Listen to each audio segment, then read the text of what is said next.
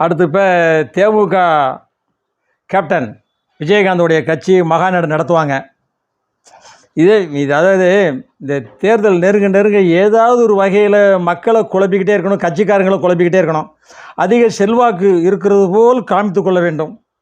அதற்காக கூட்டணி போடுறது, ஒரு மகாநாடு நடத்த வேண்டியது. இந்த மகாநாடு நடத்திட்டு எங்களுக்கும் நீங்கள் கூட்டணி தர வேண்டும், எங்களுக்கும் செல்வாக்கு இருக்கிறது. என்ன செல்வாக்கு இருக்குது தேமுகவுக்கு?